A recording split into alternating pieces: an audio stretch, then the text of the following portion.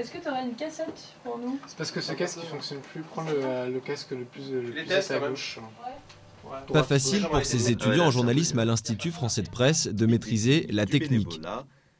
Caméra, montage, enregistrement studio, ils doivent tout apprendre. Mais grâce aux évolutions du matériel, c'est tout de même plus simple aujourd'hui. On fait au moins 2-3 fois plus de choses avec le numérique qu'on le faisait avec l'analogique, en tout cas pour la radio. Le numérique a démultiplié les possibilités de reportage, d'ambiance, etc., etc.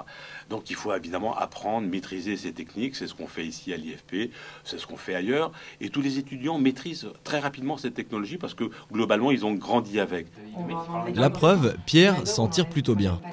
Moi, c'est un truc qui m'a toujours un peu amusé, donc j'avoue, Flash, Final Cut, Daled, c'est pas forcément hyper intuitif à l'origine, mais si t'es intéressé par le truc, ça peut très vite devenir marrant. Quoi qu'il en soit, ils peuvent toujours compter sur les conseils de Philippe, le technicien de l'IFP.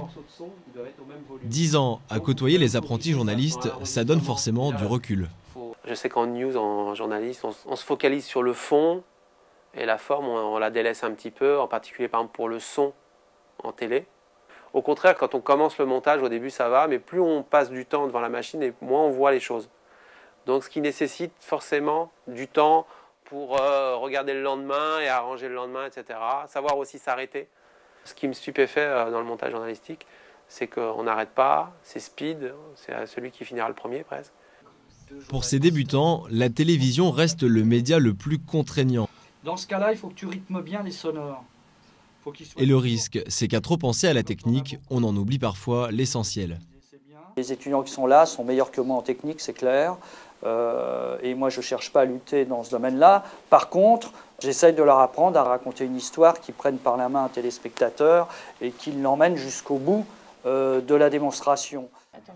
Parce qu'au-delà des petits soucis techniques, le journalisme, ça reste avant tout de l'écriture et la recherche des bonnes informations.